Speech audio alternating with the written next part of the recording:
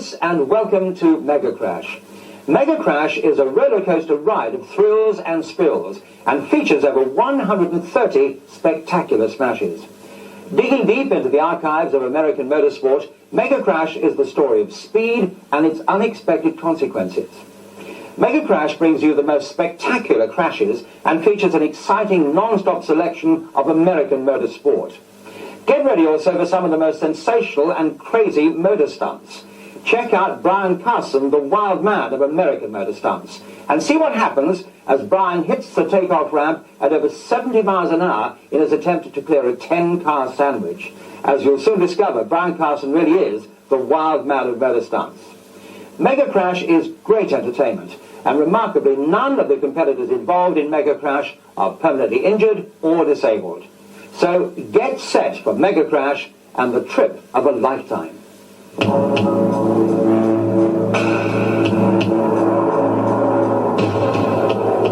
This is a story of speed and some of its unexpected consequences.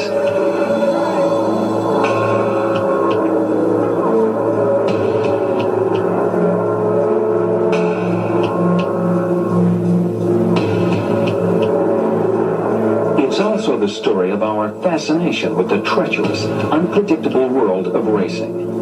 A sport that can be both thrilling and frightening. A sport that has provided both excitement and anguish to millions of people for nearly a century. Mega Crash!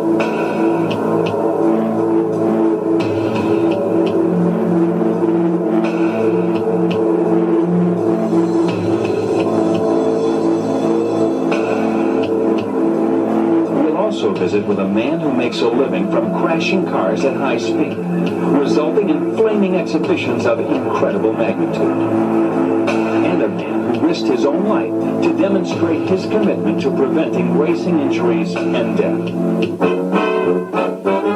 In the early 1900s, the automobile fast became an instrument of competition. The first Indianapolis 500 was held in 1911, and the world soon learned how driving automobiles at speed could be thoroughly exciting and unquestionably dangerous. Early Indianapolis race cars carried the driver and a mechanic. Midway through that race, a mechanic fell from one car and caused a four-car pileup as drivers swerved to avoid the man lying on the straightaway.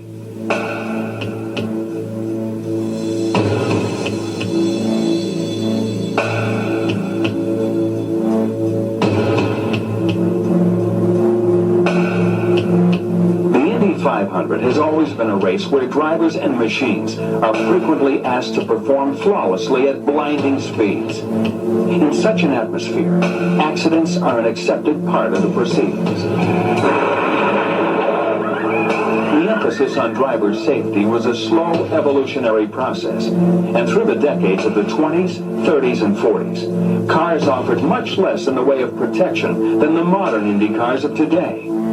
Roll bars and safety harnesses were far less comprehensive in design and implementation through those years.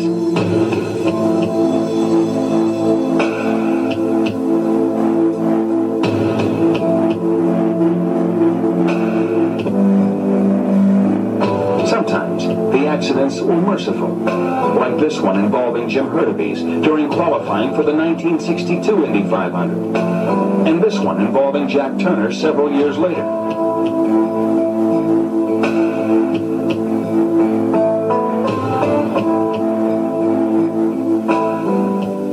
Turner was asked how he reacted to the effects of going out of control. I always try to hold on to the steering wheel. It seems like if you can get a grip on the steering wheel and hold on to it, I know I've experienced this several times, you've got a better chance to hold yourself into the car. And of course, all the safety equipment that we do use here at the Speedway does help to save a driver in case of an accident. We use the seat belts, of course, over-the-shoulder harnesses that connect into one clip. We have the roll bar on the car, of course, the protective headgear. All these safety precautions do help to save a driver's life. And of course, we are required to wear a fire-resistant uniform in case of fire. So you look towards all that and you to say that this saved my life. 20 years later, the Indianapolis Motor Speedway had lost none of its menacing qualities. Racing great Mario Andretti tagged the wall during practice for the 1986 Indy 500.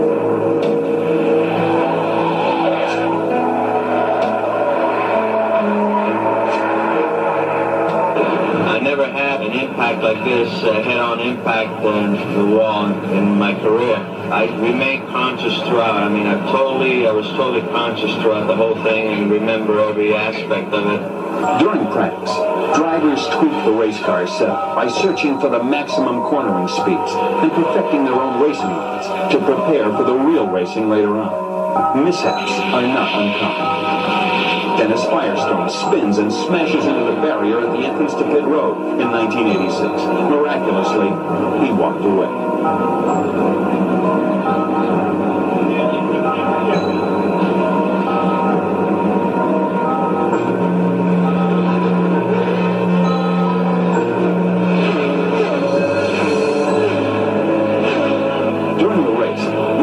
Slammed the wall at turn 3. He was okay. For many Indianapolis 500 drivers, the path to the big time traveled through the world of dirt. Many of racing's greatest stars began their professional careers behind the wheel of dirt track sprint cars.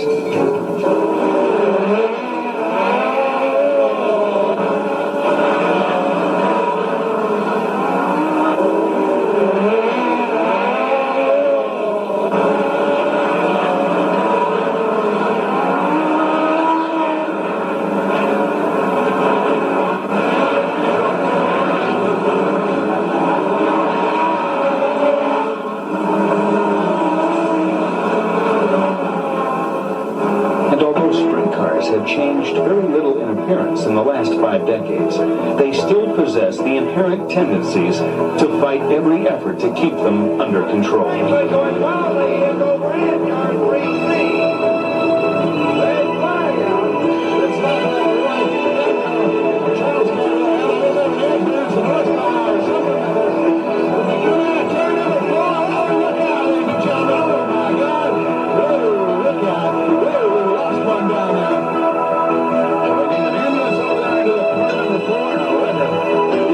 Concept of this type of racing lends itself to spectacular flips and multi-car wrecks.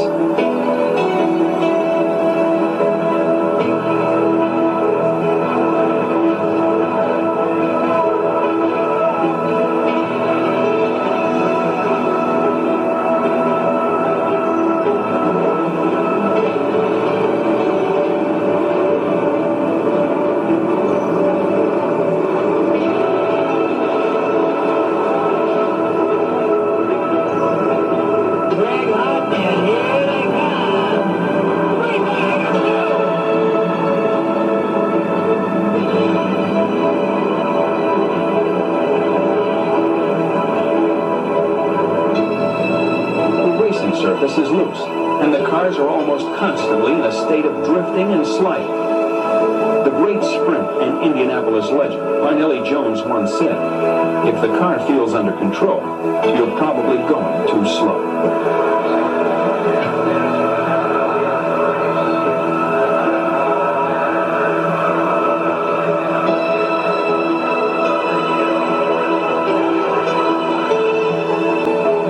Sustain punishing G-forces as these cars bounce and rebound off the racing surface.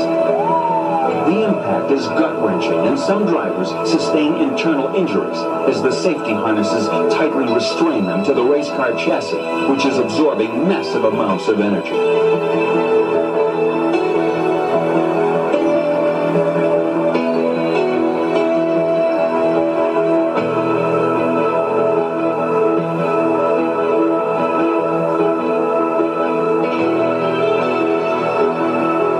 Some drivers actually suffer broken blood vessels in their eyes following accidents like these.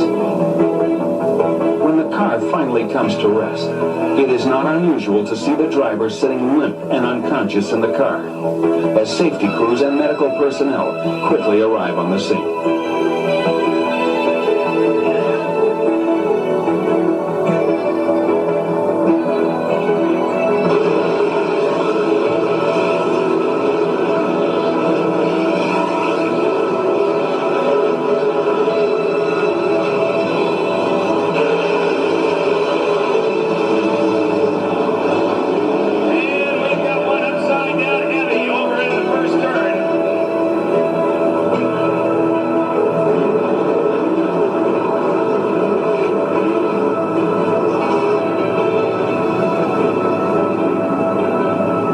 The argument has long been made that people go to automobile races to see cars crash. True racing fans have long held that it's the racing that attracts them to the events. Yet the question should be raised. If the cars never crashed, would people still come to the races?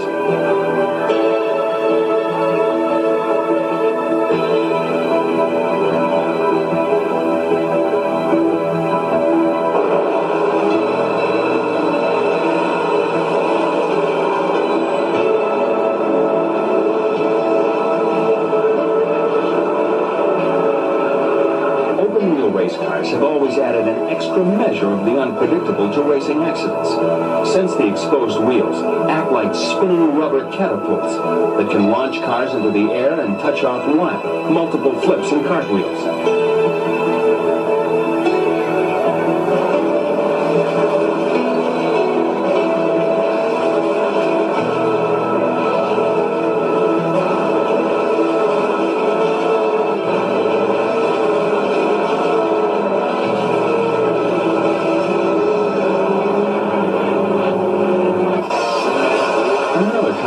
Accident-prone racing series is the mad, maniacal world of stadium off-road. The race trucks you see here are specially modified mini pickups that bash each other around indoor dirt courses with complete abandon. As you might expect, racing accidents are commonplace. Drivers such as Rod North, Roger Mears, Ivan Iron Man Stewart, and Walker Evans have forged legendary reputations in this sport, where victory is the end product of survival. Some of the most unbelievable racing crashes in the world have occurred in these chaotic truck races.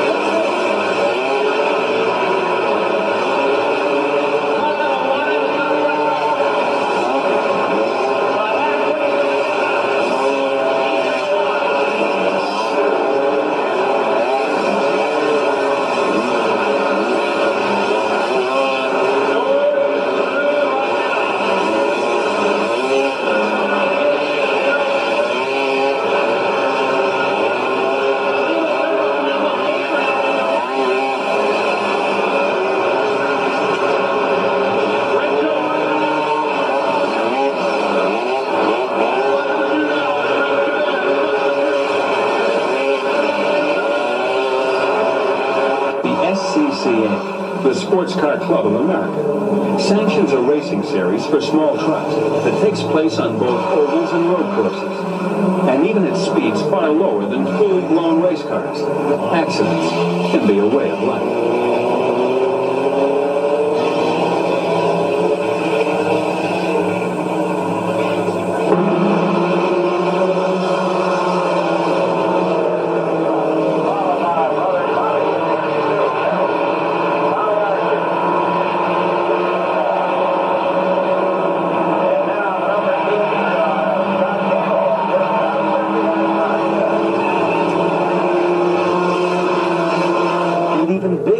Have their own racing series at a number of tracks, primarily in the southern United States. 12,000 pounds of diesel tractor with 13 speeds and 450 horsepower, highballing around a super speedway at over 100 miles per hour. The biggest cause of accidents here, tire failure. And when one of these big rigs gets loose, the results can be devastating. This $100,000 10-wheeler hit the wall with such impact that even though the truck was damaged on the right side, the driver still required assistance getting out of his rig. Drag racing is a style of automobile racing where going around corners is an unknown. 1/4 mile of straightaway. But incredible mishaps can and do occur. Pro Stock champion Bob Glidden lost control of his Thunderbird during this race several seasons ago and flipped over and over again along the top of the guardrail. The car was completely demolished. Miraculously, he was not seriously injured. Within the past several years, the public's fascination with fast cars and the people who drive them has led to a new generation of entertainment, where speed and danger replace all-out competition. The Stunt Show. It's a modern-day version of the traveling barnstormer shows, which flourished in the early decades of this century. Some stunt performers have designed and performed their own special stunts and have even become headlining features in front of sold-out stadiums all over the world. Both automobile and motorcycle stunt shows are becoming more and more commonplace. And one of the most successful stunt performers appearing today is Brian Carson. Brian Carson has designed and performed some of the most incredible automotive stunts that have appeared in numerous major motion pictures. Get along, little doggy, and come home to me. Peter, get out of the way!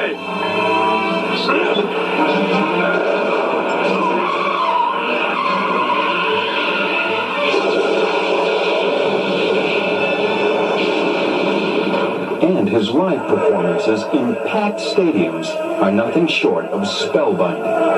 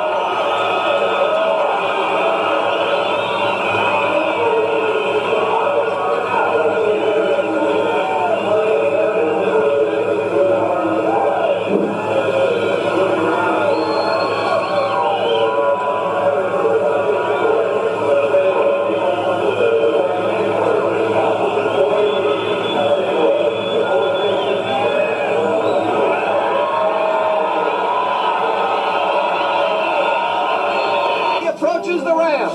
The car bursts in flames. He's down. Flames are all around. There go the fire and rescue personnel in to grab him. He's out. There he is, rolling over the top of the car. Brian Carson. He's down.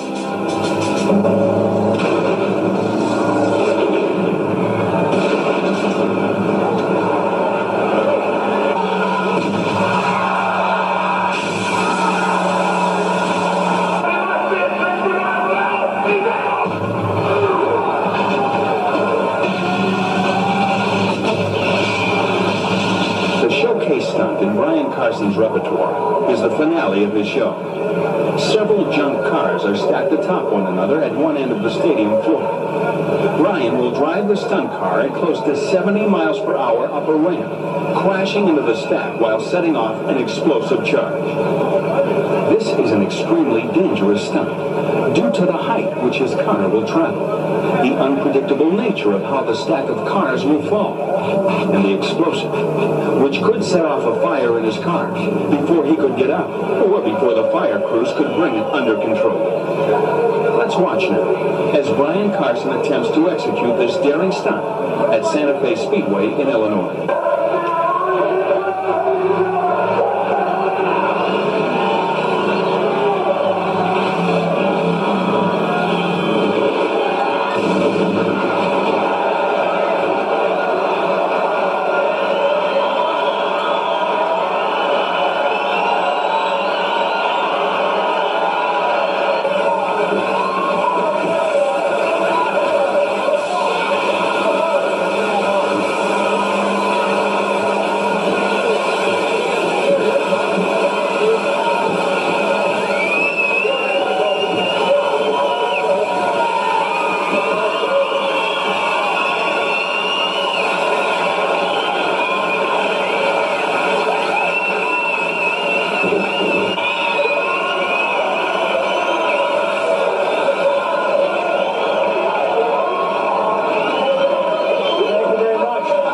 Appreciate it.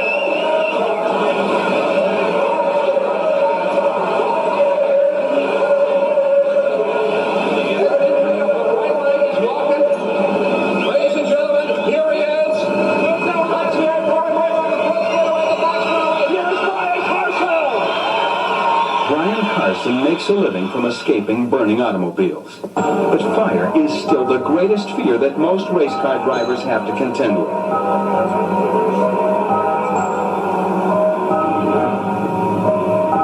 Recent years, the incidents of death due to fire in automobile racing have been greatly reduced. Thanks to the efforts of people like Bill Simpson, whose safety harnesses, helmets, and driving suits are worn by race drivers the world over. To demonstrate the effectiveness of his line of Nomex fire-resistant suits, Simpson actually had himself set ablaze while wearing one of his products. If his suit were not capable of performing its intended mission, it might have cost Simpson his life.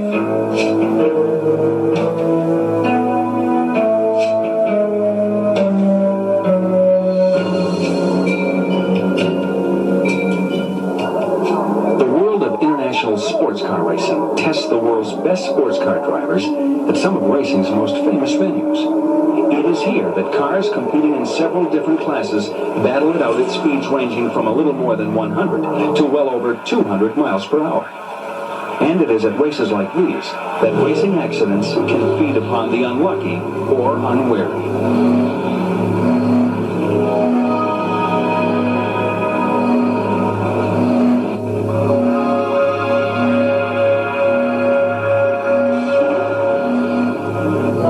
San Antonio, 1989. Jeff Olganian crashes heavily into a concrete barrier and demolishes the left side of his race car.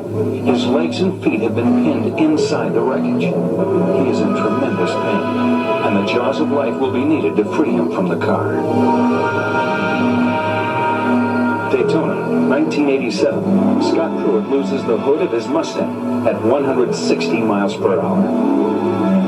Miami, 1987. Rod Millen's Toyota hits the wall and is hit broadside by Scott Pruitt's Mustang. Both cars are demolished.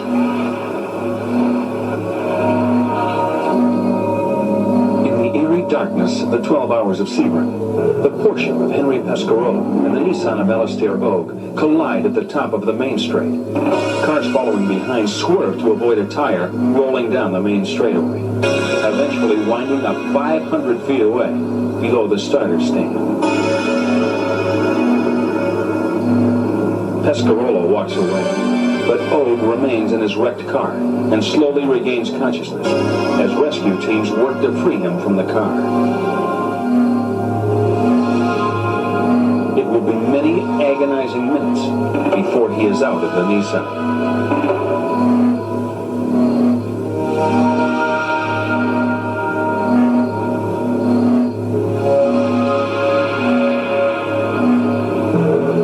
Eventually, Ogg is out of the race car and is taken to a nearby hospital.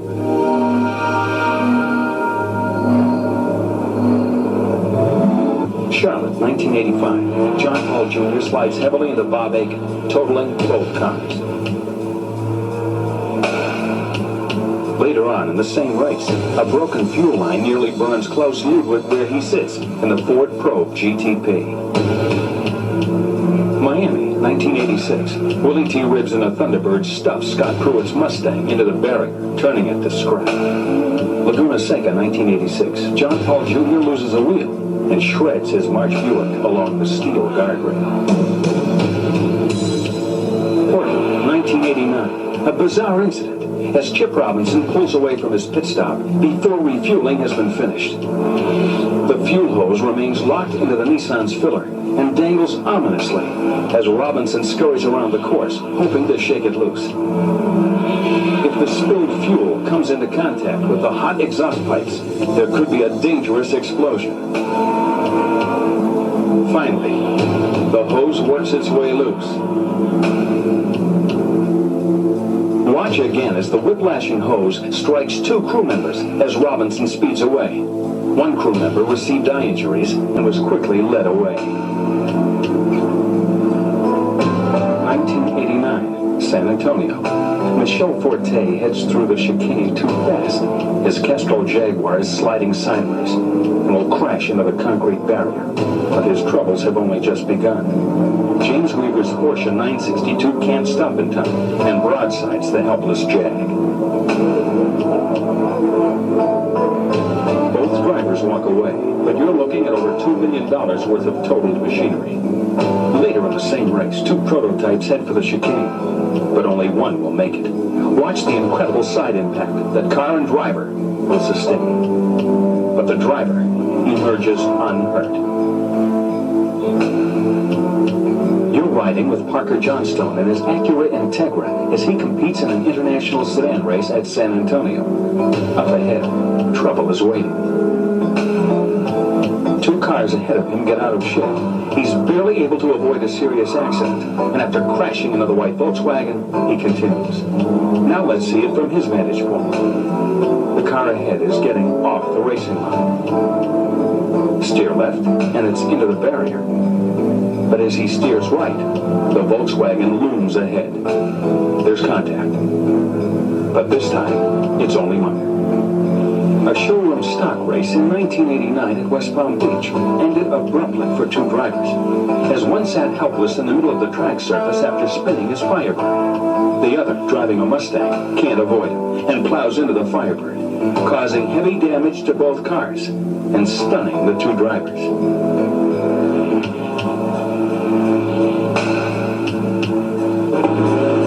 If you've ever thought about becoming a race driver, what you're about to see may give you reason to rethink your aspirations. It's August 24th, 1986, and the GT prototypes you're watching are involved in a spirited duel at Road America in Elkhart Lake, Wisconsin. The blue Nissans and white BMW prototypes are jockeying for the lead, until coming down the back straight at 150 miles per hour, something happens to the BMW, driven by Davy Jones.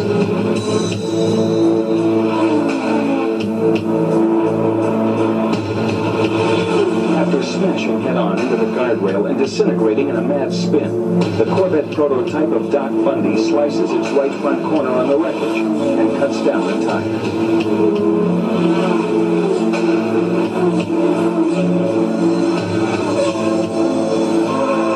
Bundy limps back to the pits for repairs. Meanwhile, a shaken Jones is already on his way to the medical station at the track. The other cars in the race pass by the twisted Hulk as if in a funeral procession, and each driver must be wondering the fate of the unfortunate driver of this destroyed race car.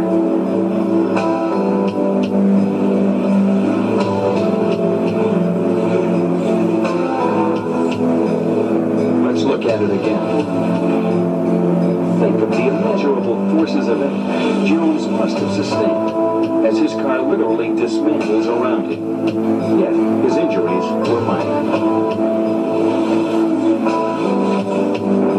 Several years later, while driving a Castrol Jaguar in Miami, Jones would again be involved in an accident. This one, not quite so serious.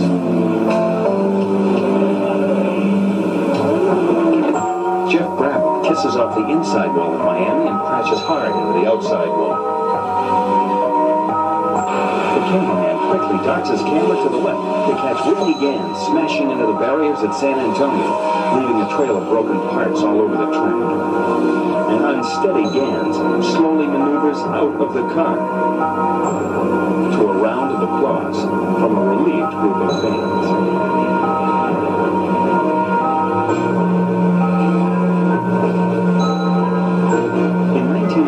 At Riverside, what many consider to be the worst racing accident in instant history took place, involving Lynn St. James, Doc Bundy, and Chip Roberts. Watch now as the 3 drivers come down a straightaway, heading for a treacherous left-hand turn.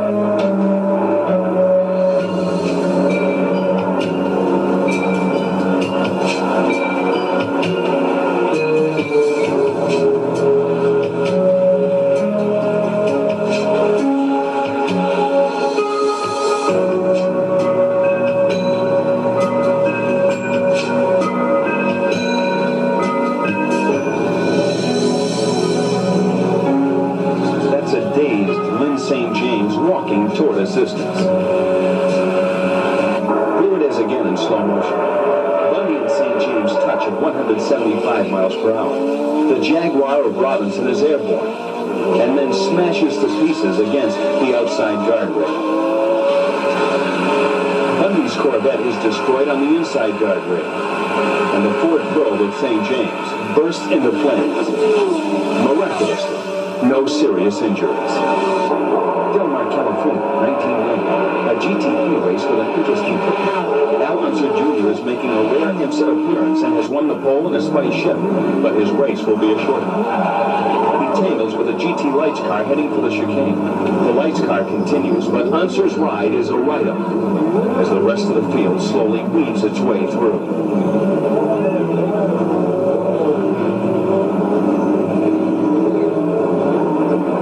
Unser is unhurt, but frustrated. As we watch again in slow motion, it's clear that the accident was not the result of his error. But in any event, he was through for the day.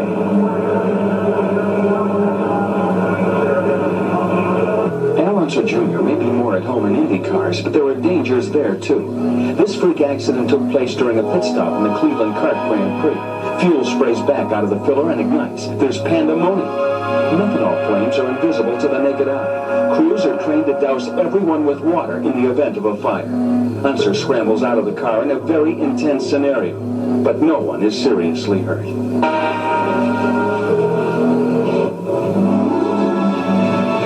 Another frightening incident, San Antonio, 1990. Ruggero Melgrati is still inside this burning race car that hit the wall and exploded. Almost beyond belief. He emerges from the car. The late model stock car racing for the Winston Cup is one of America's most popular racing series. Racing like this at super speedways like Daytona, Talladega, Charlotte, and Darlington has delivered decades of excitement to 5 generations of racing fans since the 1950s.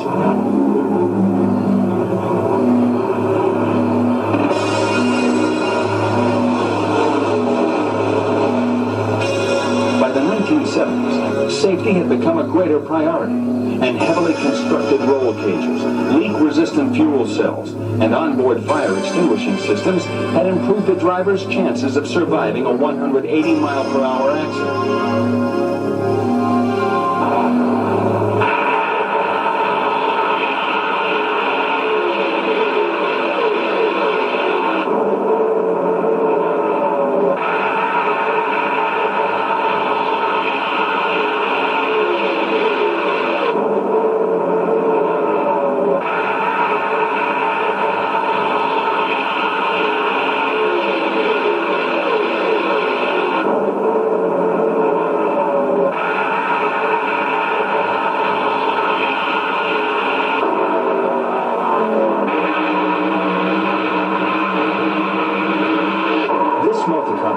Talladega in Alabama took out 13 cars, yet every driver walked away.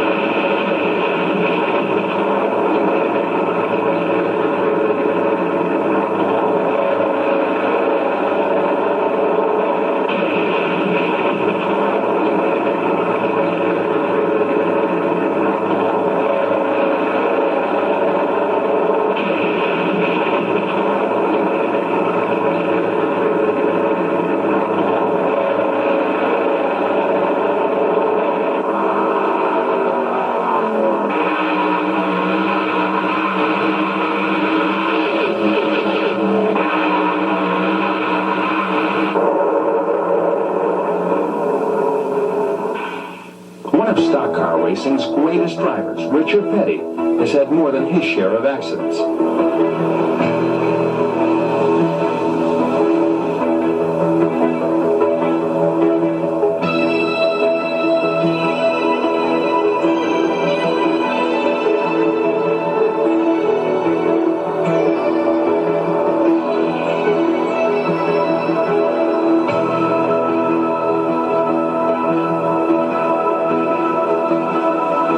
This one was perhaps his worst. At the Darlington Motor Speedway in 1970, as the famous number 43 tagged the retaining wall, flipped 7 times and landed upside down, with Petty dangling in his safety harness.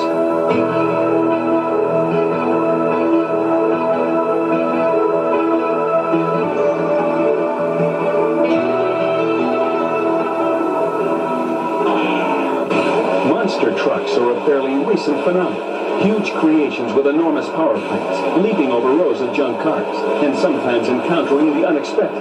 The best known of the monster trucks, Bigfoot, becomes nose heavy. The driver fights to regain control, while spectators scurry to safety. Another popular truck, Barefoot, negotiates a row of 8 cars, but comes down heavy on its left front corner, snapping off the door. At another event, Barefoot flips completely over. One racing series that requires the very highest levels of driving skill is the International On- and Off-Road Championship called Pro Rally.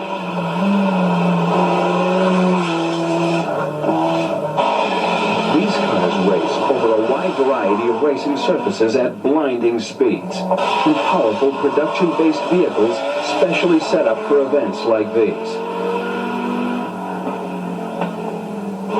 It's a unique racing style. However, no different from other forms of racing in the areas of fortune and misfortune. Right now, you're riding in a Pro Rally Toyota Celica through the woods of northern Michigan. The driver and the navigator are sitting up front, and the car is traveling at about 75 miles per hour.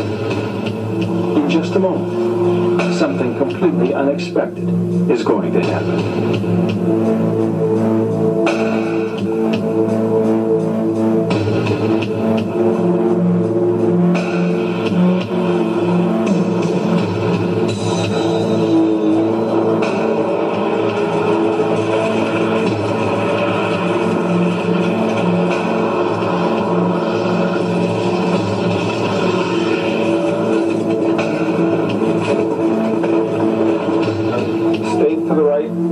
As you're supposed to, eased out of the throttle, cut across to the apex of the crest of the hill, and landed back on the right side of the road, just like you're supposed to. But maybe a foot too far to the right, there was a rock in the ditch there. We banged the rock, it kicked the tail up, the car turned left, and the next thing I saw was trees. Even full-size pickups that compete in Pro Rally occasionally lose their confrontations with the laws of physics.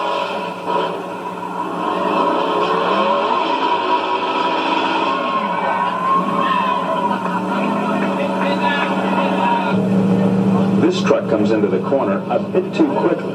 On the loose, muddy surface, it's almost impossible to regain sufficient traction. The truck skids out of control and into the thick brush.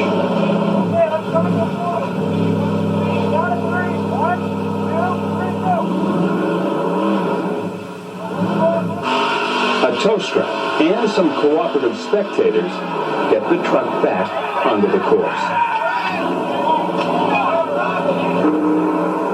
What is the intangible force that draws the men and women of racing into an arena that can be both challenging and unforgiving?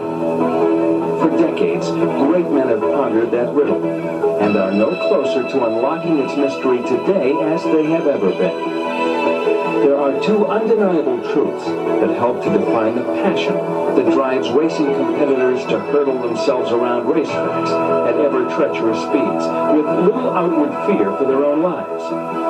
The first is that the true competitor is willing to risk all for the sweet taste of victory. And secondly, once you've tasted victory, there is little in life that can compare with that heady flavor. Is racing dangerous? As we have seen, it is not only dangerous, but unpredictably so. Yet not only do throngs of racers ignore that danger in the pursuit of their goals, but even greater throngs willingly pay to see these thrilling exhibitions of speed and sport. And men like Brian Carson represent another factor in this daring equation, since it is the danger itself that appears to lure him into his fearful profession. He shares that bold thread of intrepid curiosity with those who compete on the world's racetracks. And they do so with that ever-present understanding that they travel the most unsafe of territories, regardless of the precautions that are taken. And although there are few who would wish anything but the very best of luck to the thrill merchants which we have watched stretching the envelopes of danger, there is also a perverse hunger among the majority of us that secretly anticipates misfortune for those we openly admire. A strange instinctive need to see the unthinkable or witness the unimaginable.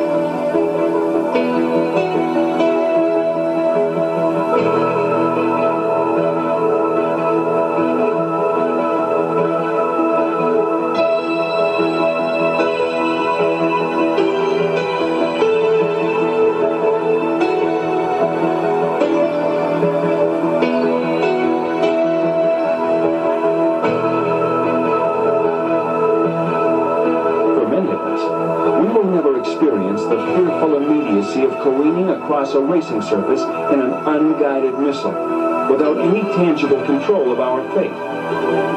We can only imagine how race drivers overcome these head-on encounters with their own mortality, whenever they find themselves surrounded by the imminent sensations of a sudden impact.